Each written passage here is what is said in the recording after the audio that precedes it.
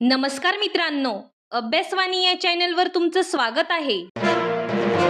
अभ्यासवाणी रोज अभ्यास रोज प्रगती. मागील लेक्चरमध्ये आपण लोकसभा सदस्यांची पात्रता, अपात्रता आणि शपथ पाहिली. आता एक महत्त्वाचा प्रश्न. लोकसभा तयार झाली, सदस्य निवडून आले, पण सभागृह चालवणार कोण? सभागृहातील शिस्त, चर्चा, निर्णय आणि मतदान हे सर्व कोण नियंत्रित करतो? याचं उत्तर आहे लोकसभेचे अध्यक्ष. आता आपण लोकसभेचे अध्यक्ष कसे निवडले जातात ते पाहूया. संविधानातील कलम 93 काय सांगतो? कलम 93 नुसार लोकसभा आपल्या सदस्यांमधून एक अध्यक्ष आणि एक उपाध्यक्ष निवडते. म्हणजे लक्षात ठेवा, अध्यक्षांची नियुक्ती राष्ट्रपती करत नाहीत. अध्यक्षांची निवड लोकसभा स्वतः करते. पण ही निवड प्रक्रिया नेमकी कधी आणि कशी होते? तर बघा, नवीन लोकसभा तयार झाल्यानंतर पहिल्याच अधिवेशनात अध्यक्षांची निवड केली जाते. अध्यक्ष हे लोकसभेच्या सदस्यांमधूनच निवडले जातात आणि निवड साध्या बहुमताने होते. म्हणजे उपस्थित आणि मतदान करणाऱ्या सदस्यांपैकी जास्त मते मिळवणारा सदस्य अध्यक्ष असतो. निवडणुकीची तारीख कोण ठरवतो? राष्ट्रपती. पण लक्षात ठेवा, निवड लोकसभा करते, राष्ट्रपती नाही. आता एक महत्त्वाचा प्रश्न. नवीन लोकसभा तयार झाली, सर्व सदस्य अजून शपथ घेतलेले नाहीत, अध्यक्ष अजून निवडलेले नाहीत. मग पहिली बैठक चालवतो कोण? यासाठीच असतो प्रोटेम स्पीकर. आता तुम्हाला प्रश्न पडला असेल, प्रोटेम स्पीकर म्हणजे काय? तर बघा, प्रोटेम स्पीकर म्हणजे तात्पुरता अध्यक्ष.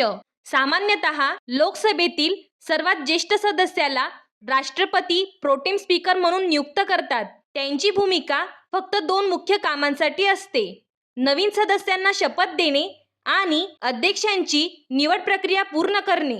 अध्यक्ष निवडले गेल्यावर प्रोटेम स्पीकरची भूमिका संपते. इथे एक गोष्ट लक्षात ठेवा, प्रोटेम स्पीकर कायमस्वरूपी अध्यक्ष नसतो, तो फक्त तात्पुरता असतो, जोपर्यंत नियमित अध्यक्षांची निवड होत नाही. म्हणजे आता स्पष्ट झाले, लोकसभा अध्यक्षांची निवड स्वतः करते, पण निवड प्रक्रिया सुरू करण्यासाठी तात्पुरत्या स्वरूपात प्रोटेम स्पीकर काम करतो. आता पुढचा महत्त्वाचा प्रश्न. एकदा अध्यक्ष निवडले गेले तर ते किती काळ पदावर राहतात? तर बघा, लोकसभेचे अध्यक्ष लोकसभेच्या पूर्ण कार्यकाळभर पदावर राहतात, म्हणजे साधारणपणे 5 वर्ष. पण इथेच एक महत्त्वाचा एक्झाम पॉइंट आहे. लोकसभा विसर्जित झाली तरी अध्यक्ष लगेच पद सोडत नाहीत. नवीन लोकसभा पहिली बैठक घेईपर्यंत ते पदावर कायम राहतात.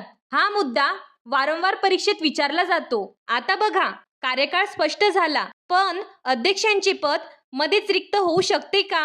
हो, अध्यक्षांचे पद काही कारणांमुळे रिक्त होऊ शकते. पहिले, जर त्यांचे लोकसभा सदस्यत्व संपले, कारण अध्यक्ष होण्यासाठी लोकसभा सदस्य असणे आवश्यक आहे. दुसरे, जर त्यांनी स्वतः राजीनामा दिला तर पद रिक्त होते.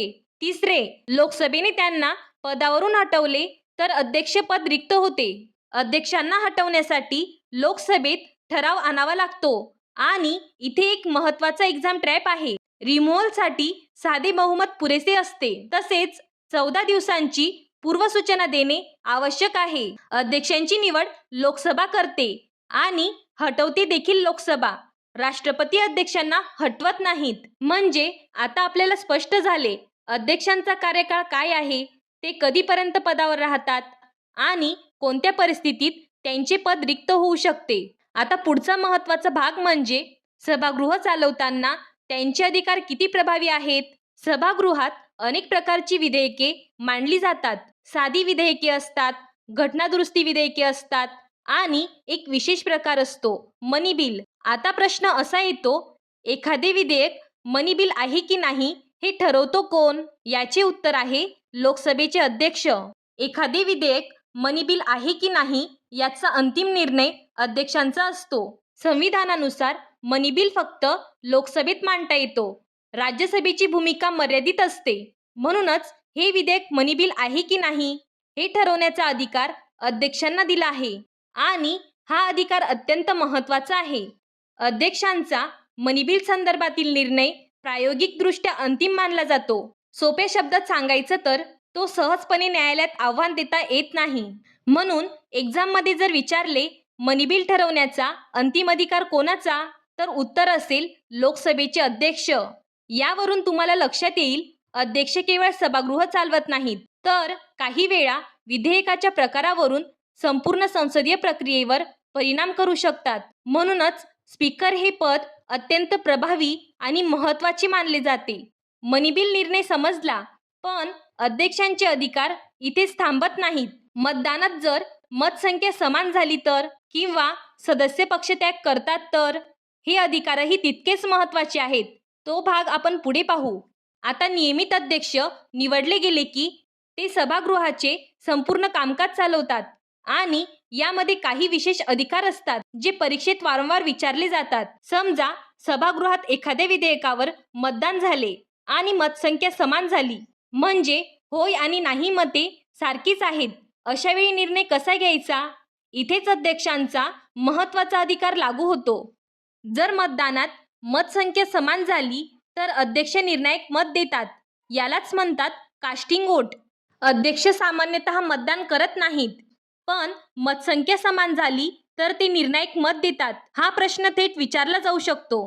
आता सभागृहातील मतदान समजले, पण जर लोकसभा आणि राज्यसभा यांच्यात मतभेद झाले तर? कधी कधी असे होते की लोकसभा एखादे विधेयक मंजूर करते, पण राज्यसभा ते नाकारते किंवा बराच काळ प्रलंबित ठेवते. अशा वेळी संविधानातील कलम 108 लागू होतो. कलम 108 नुसार दोन्ही सभागृहांची संयुक्त बैठक बोलावली जाऊ शकते. या संयुक्त बैठकीचे अध्यक्षस्थान लोकसभेचे अध्यक्ष भूषवतात. म्हणजे दोन्ही सभागृह एकत्र बसले तरी सभेचे संचालन स्पीकर करतात. यावरून स्पष्ट होते अध्यक्ष हे फक्त लोकसभेचे प्रमुख नसून संपूर्ण संसदीय प्रक्रियेत त्यांची भूमिका अत्यंत प्रभावी आहे. मतदानात निर्णायक मत देणे असो किंवा दोन्ही सभागृहांची संयुक्त बैठक चालवणे असो, स्पीकर हे पद लोकशाहीच्या केंद्रस्थानी आहे. आता आपण अध्यक्षांच्या आणखी एका अतिशय महत्त्वाच्या अधिकाराकडे वळूया, जो थेट राजकारण आणि पक्षव्यवस्थेशी संबंधित आहे. कधी कधी असे होते की एखादा सदस्य आपल्या पक्षाविरुद्ध मतदान करतो किंवा पक्ष बदलतो. अशा परिस्थितीत त्याला अपात्र ठरवता येते.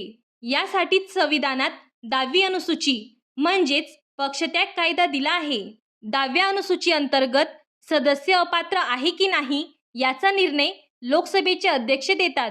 म्हणजेच एखादा सदस्य पक्ष सोडतो का, पक्षाच्या विरुद्ध मतदान करतो का किंवा अपात्र ठरतो का, हे ठरवण्याचा अधिकार अध्यक्षांकडे आहे. यावरून आपल्याला एक गोष्ट स्पष्ट होते, अध्यक्ष केवळ सभागृह चालवत नाहीत, तर संसदीय लोकशाहीचे संतुलन राखतात. सभागृहातील शिस्त असो, मनी बिल निर्णय असो, कास्टिंग वोट असो किंवा पक्षत्याग प्रकरण, स्पीकर हे पद अत्यंत शक्तिशाली आणि जबाबदारीचे आहे.